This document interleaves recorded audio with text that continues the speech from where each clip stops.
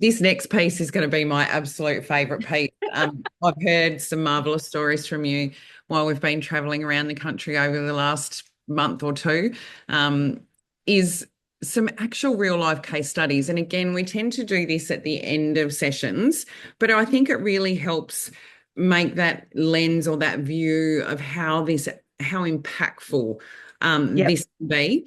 So I think we'll sort of tackle two serious ones and then maybe the wackiest or the most out there scenario that you've ever dealt with. But Yep. first of all, talk us through where you've had the biggest impact, dollar wise, size wise of the client, where you've had the biggest impact with the client. So I think a perfect example of a big impact is a client came to us and they were already on a payment arrangement. It actually came through a broker, because they were trying to borrow some extra money and their cash flow was so tight. And they had been put on a $5,000 a week payment plan, which was crippling cash flow. They probably could have afforded 1 or 2 more weeks on that. And what we were able to do was renegotiate and get that payment plan down to 4,000 a month. So the impact on their cash flow of what they were able to use through the month, and then what they were also able to borrow because there wasn't so much going out, absolutely changed for that business, whether it was viable or whether it wasn't. So that's sort of where you've got a huge amount of money coming out. You feel like you don't have another choice, but you can actually renegotiate those payment plans. We had another one recently that I have been talking about a lot because I think it's super important, where a client came to us and we could have got them on a payment plan of about 8,000 a month. They didn't want to engage us. They didn't want to pay our professional services fee. The ATO issued a garnishee notice of 15,000 a month, so nearly double. They said, "Oh, well, we'll just do that. It'll pay the debt off quicker." But they weren't in a payment plan, so they weren't protected. If we had got them in a payment plan at that point, the garnishee notice would have disappeared and nothing would have happened. They left it. The ATO sued them personally on the back of director penalty notices. And within 6 months, they were looking at bankruptcy proceedings and losing the family home. And I had a conversation with the same director and one of my team, and they were effectively talking about suicide. So they were basically saying, if I wasn't here, how much does my wife get out of my super? Um, and we were saying that obviously very carefully, that's not where this needs to go. And what we were able to do last week is I got confirmation from the team that we have got them back into a payment plan. It's higher than the 8 because we couldn't do it. If we'd done it at the beginning, we would have got 8. But we've got them back into a payment plan of 10 a month. The bankruptcy proceedings are stopped. The family home is now safe. They're going to use a broker and draw more equity out of the family home to be able to pay off a portion of the debt. And the bankruptcy proceedings have been discontinued. So the difference that that's made to not just the owner, but I have no doubt his wife, and the family that sit behind that particular circumstance. And at the time, he was burying his head in the sand. He didn't want to deal with it. He came back basically almost because he had a relationship with one of our staff and needed someone to vent to, and was throwing his hands in the air going, "It's all over." And it's very much not all over for him. So I think that's sort of a huge impact both on the mental health as well as the finance situation. So that's why I wanted to give both of those examples for this one. Yeah, absolutely. And I guess, you and I talk a lot about the cost of the solution. Yeah. And I think is this the one we briefly spoke about last week where it was, an 8 or 9 grand fee? And if Yeah. they would Yeah. have paid that, Yeah. none of this would have happened. Yeah, it's Yeah, that's interesting. yeah, absolutely. And for 8 or 9 thousand is not an insignificant amount of money. But if you compare that to a loss of life and loss of family home and the follow on and the repercussions, and just dealing with it and getting that solution in place, originally we would have got that solution within 4 weeks for him. Yeah. And look, it's a question that's timely to what we're talking about now, but what term does the ATO allow to negotiate? Because normally it's 2 years. Do you guys have more power than the Yeah. 2 years, or if things changed? I like to think of it as power. I don't know if it's power, if it's knowledge. I'll take the power. So we usually get a 3-year arrangement. So in the majority of matters, it's a 3-year arrangement with the right application and the right information in there. If you're already being sued, it's a bit less. So if you're being sued, it's sort of about 2 years.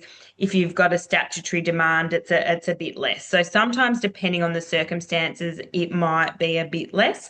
But again, there's not a cookie cutter approach. So there's different securities we can use, there's different forms of payment plans, there's different teams that we use.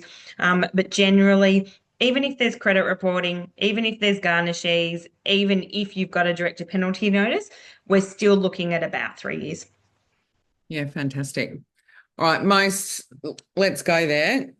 What's the most outrageous, unbelievable situation or circumstance that's landed on the tax assure doorstep?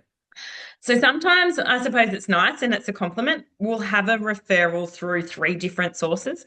So sometimes someone will contact us and say, oh, I saw you on YouTube and I've found your website. We'll do an initial assessment and they'll be like, no, actually, we don't want to proceed. All right, no worries. Then they get referred by their lawyer because things have got a bit more sticky and they're sort of told they don't have a chance without us. So we had a hairdresser from Brisbane come to us. They had 4 different salons in Brisbane. One of the companies only had 150,000 of debt, which actually isn't that large in the scheme of things. And they had been trying to negotiate with the ATO on their own. The ATO got fed up with them, so they were suing them. So we needed to stop the legal proceedings and get them into a payment plan. So we did a Zoom. The gentleman wasn't overly friendly with my staff. I said, all right, put me on the call. So we did a Zoom. His wife was also a director, so we asked for her to be on the Zoom. They told us that they had to move to Bali because you can't run a business and bring up children in Australia at the same time. So they had no choice other than to move to Bali. So they bought a house in Bali with what they might have otherwise paid to the ATO. Then they wanted me to tell the ATO that they had refurbed all of the salons in Brisbane, so they couldn't really pay the ATO. And then during the course of the conversation, it became apparent that the husband had about 150,000 in Bitcoin and crypto that the wife didn't even know about. And so so as the call went on, it got more and more exciting. And so their grounds for not paying the ATO debt that they wanted us to put to the ATO, where they had to move to Bali. You can't bring up children in Australia if you are trying to work at the same time. They'd refurbed their salon and they thought that Bitcoin was a great opportunity. And Wow. that was the reasoning around not paying their debt. So we can see why they didn't get very far with the case officer. We can see why the ATO got quite annoyed with them. The ATO is bureaucratic, but you're also dealing with humans. And you're often dealing with humans that are from the debt collection world that haven't been through necessarily any formal education. They're quite new. They have scripts. And I think a story like that probably annoyed a few people. And that's why I think the human element came in, rightly or wrongly, and that case got fast-tracked. And that's why they were looking at proceedings. There's a difference between spending inappropriately or just burying your head in the sand, isn't it? Yeah. I Yeah. mean, we know all the common reasons why our clients end up with tax debt. You know, they're reinvesting in the business. There's, director disputes or buying out partners or, there's lots of really Yeah. legitimate Or reasons. illness, we see a lot of, Yeah, lots like of, rapid growth is a good one yeah. too, right? Yeah. Yeah. But yeah, that I find that interesting. Hey, a lot of us deal with really small business owners, Yeah. mum and dad business owners. Talk to us about, an example of a small debt and maybe too in that talk about where that sort of starting point is on a debt amount where you really feel you can add value and it's cost effective for the Yeah. client. So I often talk about zeros being relevant. So where the zeros come in. So what those zeros look like. And so a debt when the overall income for a business is much lower, is just as serious and just as stressful as a very large debt. So sometimes I think the smaller ones, we almost make a better impact and more of an impact for a lot of people. We recently had a beautician, I suppose there's a bit of a thing, come to us, and they had a debt of 75,000. They tried to negotiate themselves. The ATO had told them that they needed to pay 20% upfront and the rest of the debt over 12 months, which they just wouldn't have been able to sustain. And what we were able to do is get them a 3-year arrangement. So that made a massive difference for that business, that they could have a 3-year arrangement. That meant the cash flow was okay and that they could continue running the business. So the difference in that payment plan for them was pretty much life or death for the business.